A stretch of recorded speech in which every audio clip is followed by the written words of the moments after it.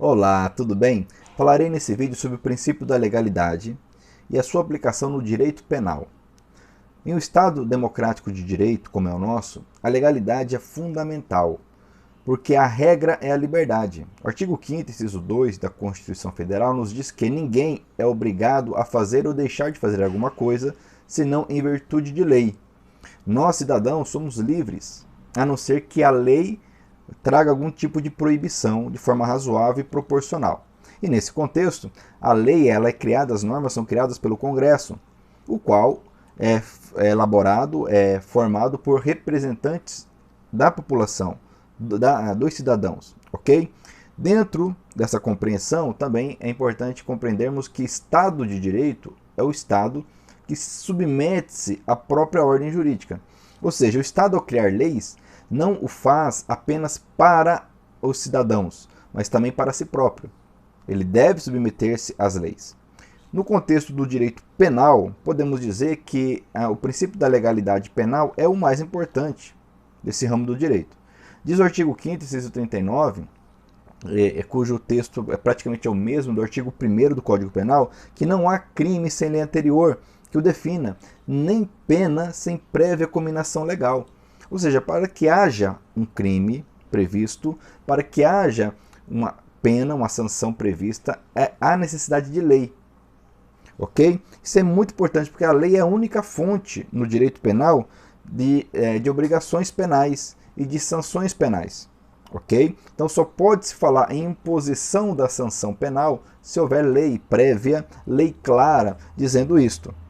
Daí que o grande teórico do direito penal, von List, nos diz que o Código Penal é a carta magna do delinquente, ou seja, é a garantia de que não será submetido ao abuso. Deve o delinquente, o infrator da lei, ser punido, sancionado da forma correta, pois senão invertemos a situação, o Estado passa então a deixar de aplicar a justiça, a lei, e torna-se então um violador da mesma, torna-se violento e tirando toda a sua legitimidade ao atuar. Os historiadores traçam a linha a partir da Magna Carta de 1215 acerca do princípio da existência do princípio da legalidade. E com a Revolução Francesa nós tivemos isso de forma muito clara, essa necessidade de lei prevendo as limitações ao cidadão. E ao longo da história, nós temos também em todos os nossos códigos penais, começando pelo Código do Império, essa previsão do princípio da legalidade, ou seja, da necessidade de lei para criar crimes, para estabelecer penas. É importante nós também compreendermos que esse princípio da legalidade possui funções, ou seja, sempre com o intuito de trazer segurança jurídica, sempre no desejo de pacificação social. Então, funções do princípio da legalidade no âmbito penal. Primeira função, impedir a retroatividade da lei penal. Ou seja, a lei que cria um tipo penal não retroage, ou seja, ela não regula fatos anteriores à sua existência. Em outro vídeo falaremos sobre a eficácia da lei penal no tempo e trataremos com mais detalhes sobre essa garantia. Outra função é proibir a criação de penas e crimes por costumes. Para que haja um tipo e uma sanção penal, há necessidade de lei escrita, lei formal, lei material. Não é o costume que vai determinar que uma conduta seja sujeita à sanção penal. Ok? Importante também que ela proíbe o emprego de analogia para se criar crimes. Não se admite o uso dessa ferramenta que existe para acolmatar lacunas na lei, para preencher vazios na lei, com o intuito de se criar um crime, um tipo penal, muito menos sanção penal. Um exemplo interessante que nós temos, inclusive que foi corrigido pelo legislador agora com a nova lei de licitações, comentada em outro vídeo, é que havia o crime de fraude, ou seja, ainda há esse crime de fraude à licitação, mas na lei 8666, o tipo penal ele era omisso em relação a eventual fraude à licitação para a contratação de serviços. Ele previa fraude para, no caso da licitação, para a compra de materiais. De forma que os tribunais, corretamente, impediam essa analogia, porque alguns queriam punir aqueles que praticavam fraude quando da contratação de serviços, dizendo, olha, é uma situação similar, parecida, mas isso não se admite. A necessidade do legislador ser correto, o legislador aplicar a lei, criar a lei de forma correta. Daí que agora, com a nova lei de licitações que trouxe os crimes contra a licitação ou na licitação, nos contratos administrativos, para o Código Penal e corrigiu essa falha, essa falta de técnica. Outra função é proibir incriminações vagas e indeterminadas. E aqui é muito importante entender isso. Que a lei ela tem que ser clara. Os termos devem ser claros. Não podem ser indeterminados. Quer ver um exemplo? Na Lei de Segurança Nacional, que inclusive tem sido muito usada nos últimos tempos pelos poderes da República, o artigo 9º traz o seguinte tipo penal. Tentar submeter o território nacional ou parte dele ao domínio ou à soberania de outro país. Pena, reclusão de 4 a 20 anos. Olha que pena alta, 20 anos. Agora eu lhe pergunto, o que é tentar submeter o território nacional à soberania de outro país? O que é isso? Como que eu faço isso? Ou seja, se eu eventualmente escrever um artigo ou postar um vídeo na internet, isso já configura. Se isso exige atos de violência, atos de incitação ao ódio, enfim. Perceba que, olha o que o tipo penal diz, tentar submeter o território nacional à soberania de outro país. Tá, como? Então perceba que é um tipo penal vago, que dá ensejo a uma interpretação arbitrária. De forma que aquele que detém o poder pode querer encaixar qualquer situação aqui, dizer, não, mas ele tentou submeter o nosso Estado à soberania do Estado estrangeiro. Então a lei, pelo princípio da legalidade penal, precisa ser clara, ok? Precisa. Daí é importante do legislador ser técnico. Muito bem. Falando ainda da legalidade, rapidamente vou falar sobre a legalidade formal e material, que são dois aspectos muito importantes. A legalidade formal é a necessidade de seguir-se na elaboração das leis o rito previsto na Constituição Federal. Se não houver essa obediência, então nós sabemos que na Carta Constitucional nós temos ali o procedimento para a criação de leis ordinárias, leis complementares, leis delegadas e outros atos normativos.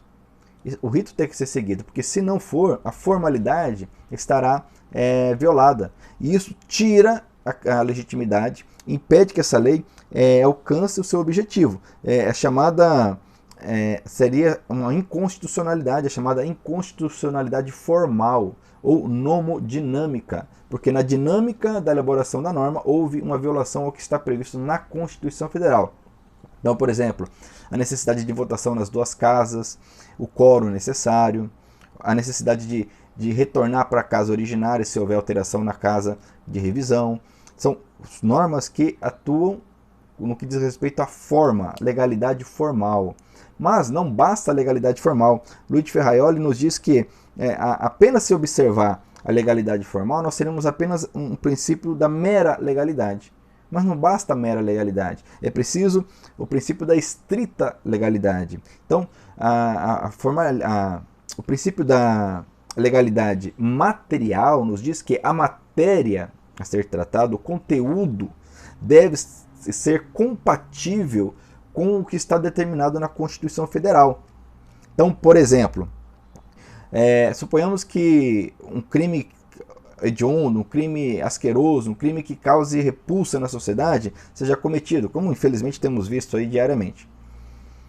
E o legislador, então, para tentar combater isso, traz um recrudescimento à lei penal, prevendo uma nova pena, prevendo pena de prisão perpétua para determinado tipo de crime. Crime contra a criança, por exemplo. Ora, ele pode até seguir todo o rito formal. Esse projeto de lei pode tramitar corretamente. Mas, materialmente, ou seja, o seu conteúdo estará contrário ao que prevê a Constituição Federal, que proíbe a prisão perpétua. Proíbe esse tipo de sanção. Então, entenda que não basta a formalidade, é preciso também a materialidade. O conteúdo deve estar compatível com a Constituição Federal. Devem ser observadas não somente as formas e os procedimentos, mas principalmente o conteúdo, respeitando-se as suas proibições e imposições para a garantia dos nossos direitos fundamentais por elas previstos, ok? Muito bem. Continuando então, terminamos esses 4 fundamentos, 4 razões da legalidade. Vamos falar aqui rapidamente de uma matéria muito importante. Medida provisória regulando matéria penal. Nós sabemos que é possível que o presidente da República edite medidas provisórias em situações de emergência, de urgência e matérias de relevante caráter. Relevância e urgência. Pois bem, a Constituição originalmente não adentrou nesse assunto da possibilidade ou não da matéria penal poder ser tratada por medida provisória. E daí que surgiram várias correntes, vários estudos, doutrina, debates sobre essa possibilidade, sempre prevalecendo a ideia de que a medida provisória não pode tratar sobre matéria penal. Pois bem, então nós tivemos uma emenda constitucional que alterou e atualmente é vedada a elaboração de medida provisória tratando de lei penal, criando crimes, estabelecendo sanções. Por quê? Porque, como eu disse, o princípio da legalidade pressupõe que a liberdade do cidadão de alguma forma está sendo tirada, porque o cidadão consente com isso, uma vez que os seus representantes, o Congresso, criaram a lei. Então nós sabemos pelo artigo 1º, esse parágrafo único da Constituição Federal, que o nosso sistema é o representativo, que nos diz que todo poder emana do povo, o qual exerce esse poder por meio de representantes eleitos, ok? Para representantes que são eleitos.